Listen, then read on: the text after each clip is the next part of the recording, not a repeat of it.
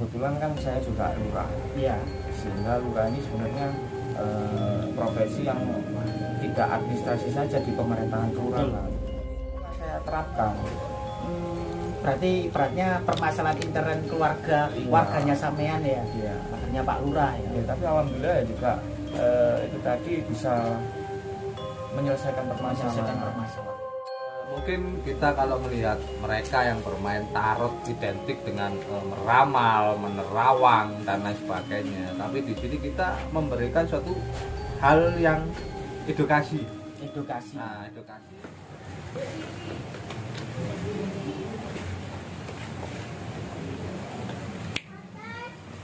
Assalamualaikum warahmatullahi wabarakatuh. Salam rayu rayu rayu. Salam dari Ratu Bidadari, dukun kondang idola sejuta umat. Kembali lagi ke channel YouTube Ngopi Wingit. Oke, saat ini di depan saya ada sebuah tarot, tapi di sini saya berada di pertirtaan Tanjung yang berada di Lesti, Ngaglik, Kota Batu, Jawa Timur. Lah, yang menarik adalah di depan saya ini adalah sebuah kartu tarot. Dan yang di depan saya adalah bapak seorang lurah. Lah, ini baru pertama kalinya saya melihat seorang perangkat desa kok mainannya tarot. Bukan malah mainan apa? Gimana Pak Lurah? Kok bisa motivasi inspirasinya sampean apa kok bermain tarot itu? Jadi sebenarnya gini. Tarot ini jangan dikambing hitamkan ya, karena yang kambing hitam itu ya biar kambingnya saja. Biar kambingnya saja ya Jangan guys. dihitam-hitamkan lagi, kasihan. Karena di sini tarot ini sebenarnya saya tidak meramal. Kenapa saya tidak meramal? Mungkin ini sesuai dengan anjuran dengan guru spiritual saya ya. Oh jadi belajar dulu ya main tarot itu ya? Nggak bisa otodidak ya? Saya nggak tahu ya, mungkin alam yang tapi yang Iya, penting iya. ini tidak meramal. Yang penting di sini ada beberapa hal dari kartu ini yang menjadi sebuah sugesti kepada penanya ini yang positif.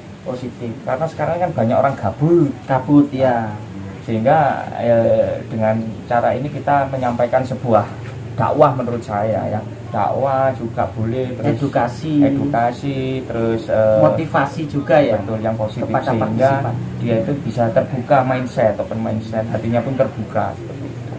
Bener nggak main tarot itu si penarot itu dengan intuisi atau kekuatan pikiran atau batin atau larasa? Bisa dijelaskan nggak kekuatan tarot itu? Kalau sejauh ini Kan tidak padahal- bisa dilakukan oleh sembarang orang. iya, tapi sejauh ini juga saya mencoba ya, kok banyak yang katanya oh iya ini selaras seperti itu, sehingga dari rasa, menurut saya dari rasa Dari itu rasa. saya merasakan itu, sehingga ini saya harus mengarahkan supaya tidak terjebak dalam keadaan yang seperti ini. Saat ini banyak yang gabut Betul. Apalagi di masa pandemi saat ini kan banyak orang stres, banyak orang yang depresi karena pekerjaan, banyak pengangguran, terus tekanan kehidupan yang saat ini lagi jatuh-jatuhnya. Mungkin seseorang butuh motivasi, butuh edukasi. Iya, betul. Karena kan kemungkinan banyak yang luka batin menurut saya, Ya, luka atau rasa sakit yang bagaimana, sehingga mungkin dengan adanya ini saya ya nggak semua saya bisa membantu sebetulnya, karena kan juga ada kesibukan. Tapi di hari senggang saya menggunakan ini juga mungkin juga bisa melatih intuisi. Terus, ya pesan alam atau Pesan bagaimana, sehingga yang penting pesan sasmita. nah, yang penting si penanya ini kita memberikan sebuah motivasi yang baik, sesuai dengan kutipan Harta Muzi itu. Sampaikanlah satu ayat saja, Kalimat Tuhanmu. ya seperti itu. Lah, terus tarot itu ada nggak sejarahnya atau bermula dari mana? Dari Indonesia atau dari luar negeri atau dari mana? Kalau sepengetahuan saya, tarot itu kan yang paling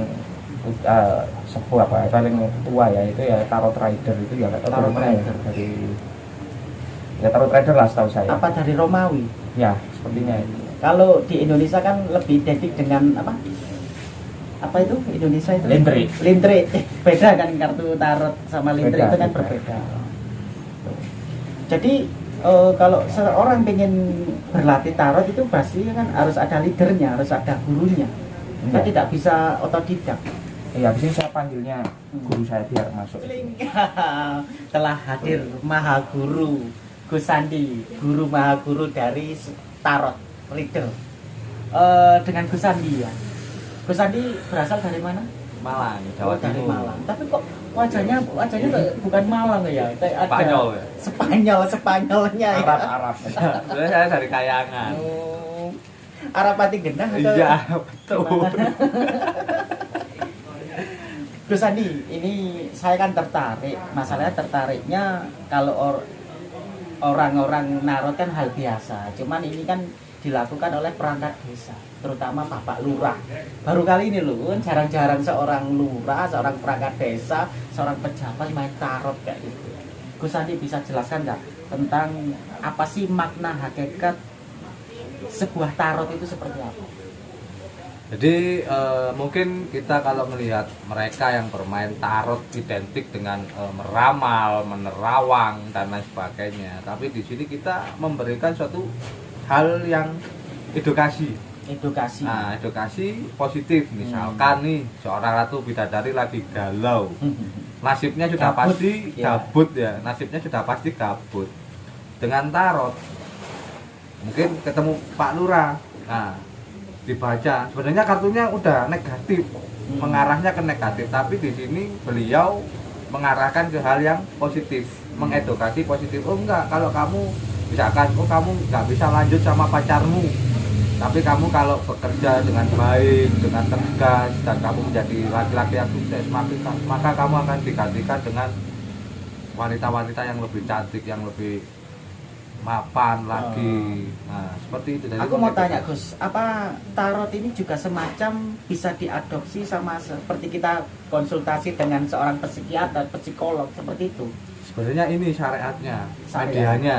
Jadi menggunakan hukum law attraction, Law attraction. tarik menarik, yang dipadukan dengan suatu ikatan doa kita, keyakinan kita, yang kita padukan dengan suatu penyelarasan energi alam, dan akhirnya menyatu antara si pembaca dan yang dibaca. Nah, itulah yang kita mainkan di sini. Jadi selama ini ketika partisipan datang atau seorang pasien ingin ditarot itu biasanya masalah apa? Asmara, pekerjaan, jodoh atau masa depan atau hal-hal di luar itu, Gus? Macam-macam, karir, ya, keberuntungan, rezeki, aura, kodam, wah macam-macam.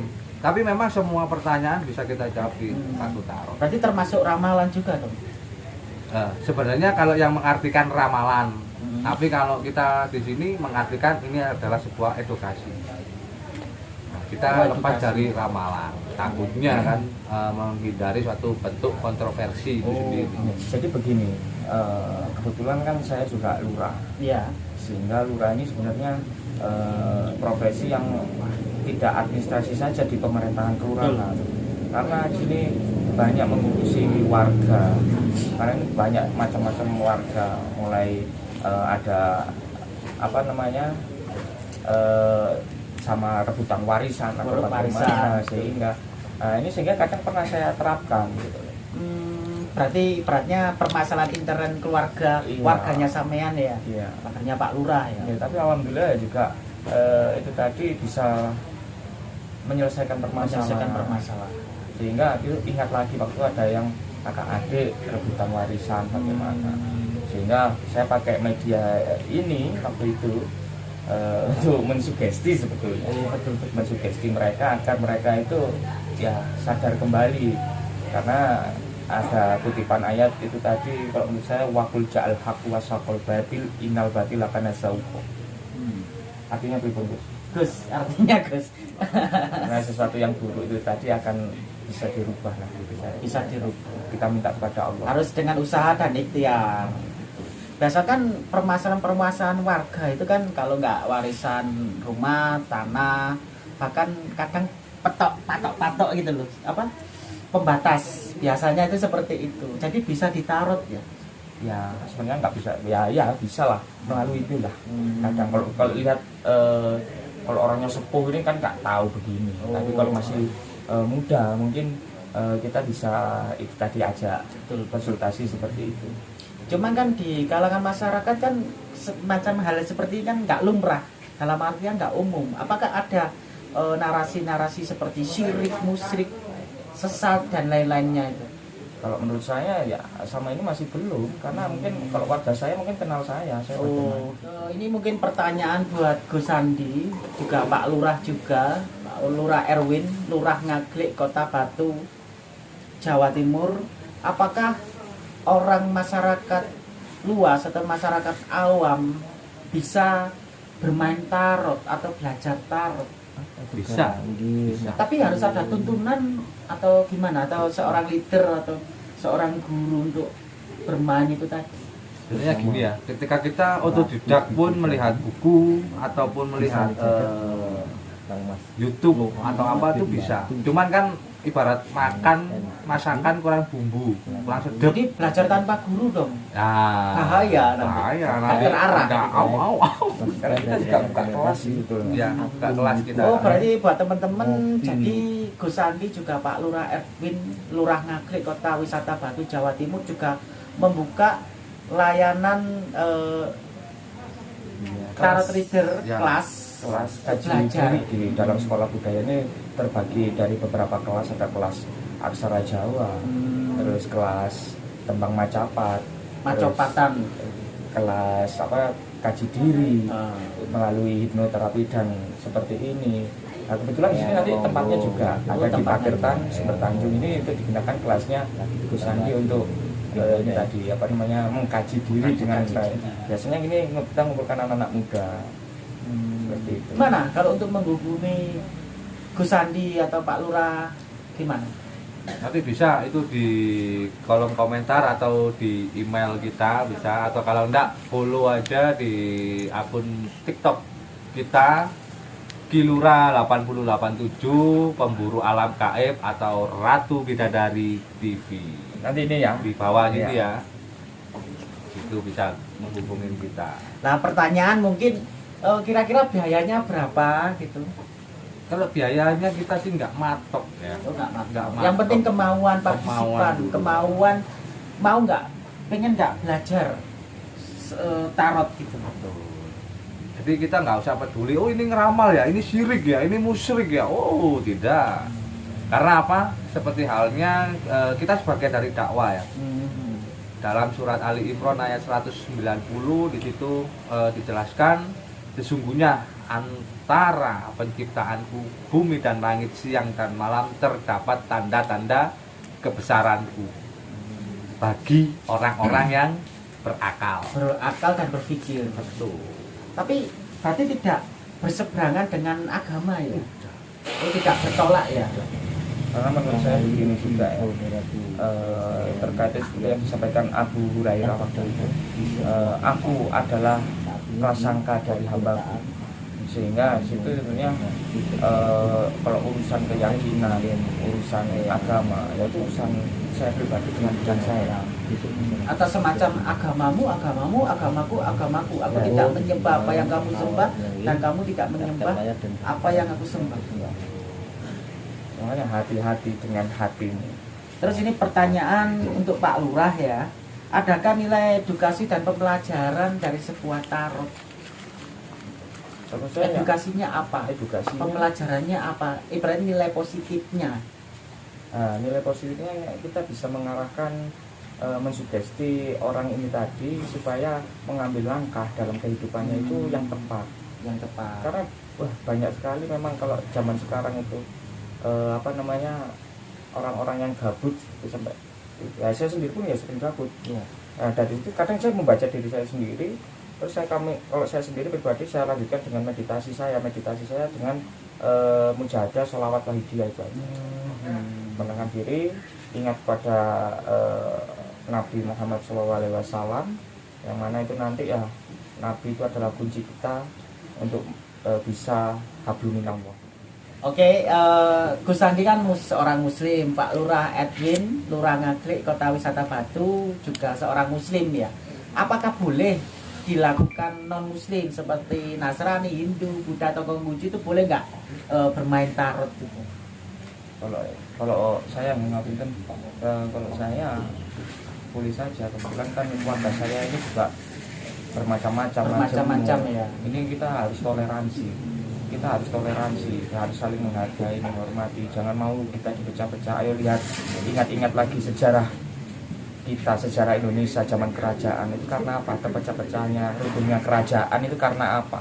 Itu tadi karena ada pengkotak-kotaan, ada pemikiran-pemikiran radikalisme. Jadi yang perlu diingat, makanya kenapa saya mencintai budaya Jawa. Padahal nama saya aja Edwin Yogas Patra Harap, orang Batak. Di mana bumi dipijak, itulah langit dijunjung.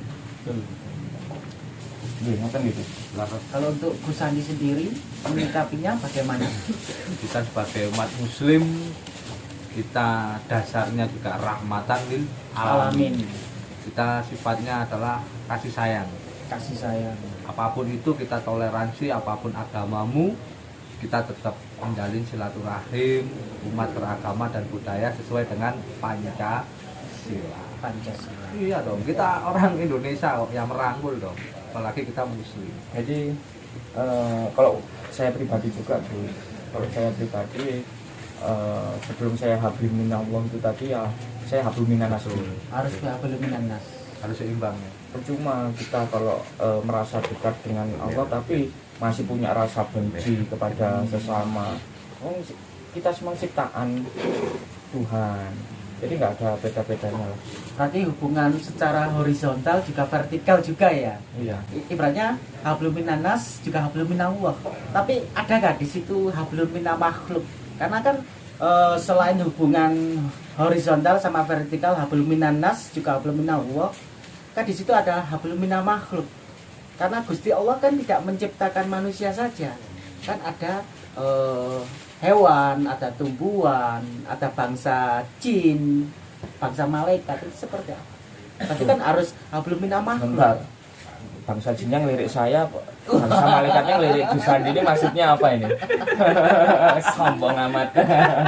Gusti Allah tidak menciptakan kita sebagai seorang manusia. Gusti Allah kan juga menciptakan hewan, tumbuh-tumbuhan, semesta, sasmita. Terus kan di Al-Quran, di Injil, di Taurat, di Zabur kan juga dijelaskan Gusti Allah juga ciptakan bangsa jin, bangsa malaikat, bangsa setan. Itu apa kita harus hablum minal makhluk?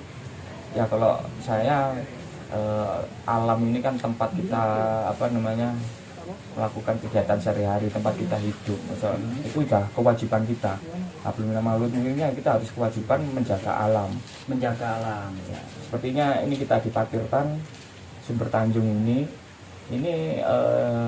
dulunya mungkin tidak seperti ini ya bangunannya. Ini baru saja dengan gotong royong masyarakat, dengan kelurahan bersepakat sama-sama untuk melestarikan sumber ini, karena ini ya sumber kehidupan, harus kita jaga, kewajiban kita. Siapa lagi yang menjaga? Cuman Sumber Tanjung ini kalau saya lihat kayak di pusat kota ya, kan jarang-jarang loh di sebuah pusat kota itu ada sebuah sumber yang masih terjaga, masih terawat. Ya itulah istimewanya Kota Batu. Kota Batu menurut saya sangat istimewa. Berarti termasuk warganya luar biasa sekali ya Pak ya. Biasa meskipun di tengah kota, tapi tadi kita lihat dari sore sampai malam mereka mempersiapkan untuk peresmian Patirtan ini. Itu juga rasa bentuk syukur, rasa bentuk gotong royong bersama warga sini untuk menjaga tempat apa ya? Jarang-jarang gitu loh di kota warganya itu masih gotong royong, masih tolong menolong, masih guyup. Kalau ini bagi saya, kalau saya melihat warga saya itu tadi rajin gotong royong, kerja bakti, itu teguran bagi saya harus turun, sehingga di suatu saat saya waktu ini tadi saya di sini, warga kan juga betul. Jadi di sini ada peran seorang perangkat desa ya. Iya. Jadi tokoh desa termasuk Pak Lurah Edwin Lurah Ngagrek, Kota Wisata Batu, Jawa Timur itu action door to door, ibaratnya turun ke lapangan, bukan di kantor saja ya Pak. Iya. Ya itu tadi Luar karena biasa. menurut saya ngegemi Handar Beni. Apa itu Pak? Ya. Saya sebagai generasi milenial tidak tahu dengan bahasa seperti itu Pak. Handar Beni itu ya apa namanya, rasa memiliki apa yang dimiliki di kampung ini, memiliki kampung, memiliki apalah yang ada. Betul, betul. Oke guys, mungkin penjelasan penjabaran tentang tarot mungkin sudah cukup dari penjelasan dari Gus Andi sama Pak Lurah Edwin, Lurah Ngagrek, Kota Wisata Batu, Jawa Timur yang sangat luar biasa sekali, yang turun langsung ke masyarakat di mana mengedukasi, merangkul masyarakat warganya yang sangat luar biasa sekali, di mana di sebuah kota, pusat kota masih ada sumber yang terawat, dan orang kota yang kebanyakan orangnya individual, cuek-cuek, dirangkul sama, dikoordinir sama Pak Lurah Edwin, Lurah Ngagrek, mereka semuanya guyup rukun. Oke, jangan lupa di subscribe channel YouTube, like and comment, share. Ngopi Wingit bersama saya Ratu Bidadari, dukun kondang idola sejuta umat. Assalamualaikum warahmatullahi wabarakatuh. Rayu rayu rayu.